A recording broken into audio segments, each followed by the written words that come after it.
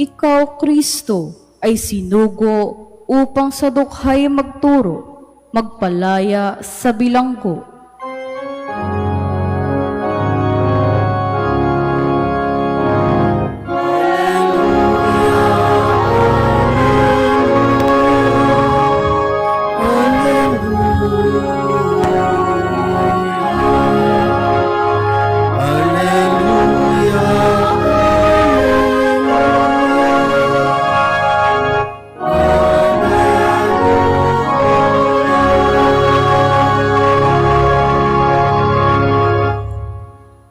Sumainyo ang Panginoon. At sumaiyo rin. Ang mabuting balita ng Panginoon ayon kay San Lucas. Papuri sa iyo, Panginoon.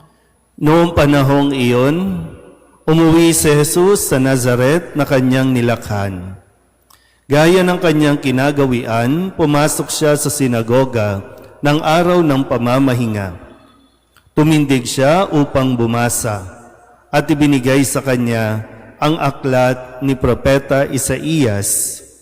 Binuksan niya ang aklat sa dakong kinasusulatan ng ganito: Sumasa akin ang Espiritu ng Panginoon, sapagkat tinirang niya ako upang ipangaral sa mga dukha ang mabuting balita. Sinugo niya ako upang ipahayag sa mga bihag na sila'y lalaya, at sa mga bulag na sila'y makakakita, upang bigyang kaluwagan ang mga sinisiil, at ipahayag ang pagliligtas na gagawin ng Panginoon. Binalumbon niya ang kasulatan, at matapos isauli sa tagapaglingkod, siya'y naupo. Nakatitig sa kanya ang lahat ng nasa sinagoga, at sinabi niya sa lahat, Natupad ngayon ang bahaging ito ng kasulatan samantalang nakikinig kayo. Pinuri siya ng lahat at namangha sa kanyang napakahusay na pananalita. Hindi ba ikaw o ito ang anak ni Jose? Tanong nila. Kaya't sinabi ni Jesus, Walang pagsalang babanggitin ninyo sa akin ang kawikaang ito. Doktor, gamutin mo ang iyong sarili. Sasabihin din ninyo sa akin, gawin mo naman sa iyong sariling bayan ang mga nabalitaan naming ginawa mo sa Capernaum. At nagpatuloy ng pagsasalita sa Jesus. Tandaan ninyo, walang propetang kinikilala sa kanyang sariling bayan.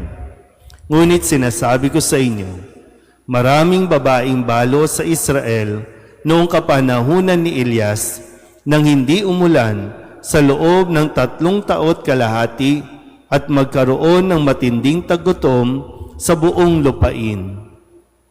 Subalit hindi sa kanino man sa kanila pinapunta si Elias, kundi sa isang babaeng balo sa Sarepta, sa lupain ng Sidon. Sa dinami-dami ng mga ketongin sa Israel, noong kapanahunan ni Eliseo, walang pinagaling isa man sa kanila. Sinaaman pang taga-Syria ang pinagaling. Galit na galit ang lahat ng nasa sinagoga nang marinig ito. Nagtindigan sila at pinagtabuyan siyang palabas sa taluktok ng borol na kinatatayuan ng bayan upang ibulid sa bangin. Ngunit dumaan siya sa kalagitnaan nila at umalis. Ang mabuting balita ng Panginoon. Pinupuri ka namin, Panginoong Hesukristo. Isang magandang gabi po sa inyong lahat. Ngayon po ay Lunes ng ika-22 linggo sa karaniwang panahon. At sa ating pong narinig na Ebanghelyo, na kung saan ito mismo ang karanasan ni Jesus. Malinaw kay Jesus kung ano ang purpose niya sa mundong ito. Malinaw kay Jesus kung ano ang misyon niya at kung ano ang dapat niyang tapusin sa mundong ito nang siya ay isugo ng Ama para maligtas ang sanlibutan. So malinaw sa kanya. Ang tanong, kayo ba sa edad ninyong yan, alam mo na ba ang purpose mo? O kaya naman, masasabi mo bang na-fulfill mo na yung purpose mo sa mundong ito? Ano bang purpose mo? Magpabaha? Ano bang purpose mo? Manginggit? Ano bang purpose mo? Yung bang purpose natin? Ha? Manghingi ng ayuda? Anong purpose? Kasi, di ba? Kaya, minsan, kaya hindi tayo nabubuhay ng mayroong sense of fulfillment kasi hindi natin alam kung ano ang purpose natin at kung para saan. Bakit natin ginagawa ang mga bagay na ginagawa natin kahit pa hindi tayo pinapansin, kahit hindi tayo pinupuri o nakakatanggap ng papuri mula sa ibang tao. Kasi kung malinaw sa iyo, kagaya nito, no? Sa karanasan ni Jesus, dahil malinaw sa Kanya na ang Kanyang pagparito para magpagaling ng mga may sakit, magpalaya ng mga bihag, para makakita ang mga bulag, para bigyang kaluwagan ang mga sinisiil. Kaya siya isinugo, no? At sumasa Kanya ang Espiritu Santo dahil ito ang gusto ng Ama. Malinaw yon. Kaya kahit, sabi kasi dito, namangha ang lahat ng mga naroroon, napakagaling niyang magpaliwanag, napakagaling niyang magsalita. Pero namangha man sila, hindi nila tinanggap si Jesus.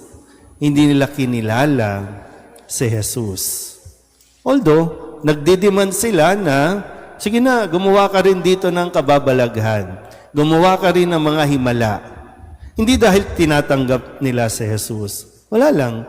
Gusto lang nilang mag-demand na dahil taga-roon si Kristo, dapat gumawa ka rin ng mga ginagawa mo sa ibang lugar. Basic kasi, no, na kailangan manampalataya ka, kailangan tanggapin mo si Kristo bilang Mesiyas. Kasi nandoon yun eh. Kaya nga, di ba, kung babalikan natin minsan, iba-iba yung paraan ni Jesus ng pagpapagaling. Sa bawat lugar, iba ang kanyang ginagawa. Pero malinaw sa kanya yun. Kaya nung hindi siya tinatanggap, to the point na gusto siyang ihulog sa bangin, ganun katindi. Namamangha sila, pero gusto nilang ibulid sa bangin dahil hindi nila matanggap si Kristo na isang anak ng karpentero, pero napakahusay. At hindi niya pinagbigyan ang kahilingan ng mga ito na gumawa ng himala. Tuloy lang si Kristo. Iniwan niya ang mga ito, then punta sa iba. Kasi yun ang mission niya. Hindi para i-please itong mga taong ito na ayaw siyang kilalanin. Diba? Mahirap po kasi yung pleaser. Mahirap yung kaya mo na ginagawa, yung mga ginagawa mo, para lang magustuhan ka ng tao, para lamang, no, maaliw sa iyo yung tao. Pag ganun ang ganun, hindi ka talaga sasaya sa ginagawa mo. At hindi ka makakapag-focus sa ginagawa mo. So, ano nang status mo ngayon? Paano ba? Nagsiserve ka ba para ma-please mo lang yung mga tao? Nandito ka ba para mapansin ka lang na matuwa sa iyo mga tao?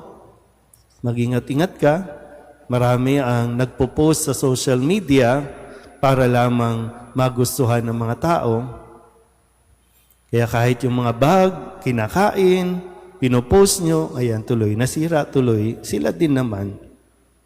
Kasi hindi lahat matutuwa. Talagang merong mga basher. Pero, di ba, ano ka ba? Nag-i-express ka ba para magpa-impress ka lang? Kasi kung ganyan lang ang goal mo, ay walang kahahantungan yan. Pero kung malinaw sa iyo na nandito ka, ine-express mo yung mission mo dahil sa Diyos, kahit anong pangbabash ang gawin o marinig mo, hindi ka panghihinaan ng loob. Kahit pagbalakan pang sirain ang buhay mo, basta't malinaw sa iyo na ito ay ginagawa mo dahil sa Diyos, para sa Diyos, bilang pagtupad at pagtugon sa iyong misyon, hindi ka masisira ng kahit na sino. Hindi ka masisiraan ng loob, basta't alam mo na ito ay para sa Diyos. Amen.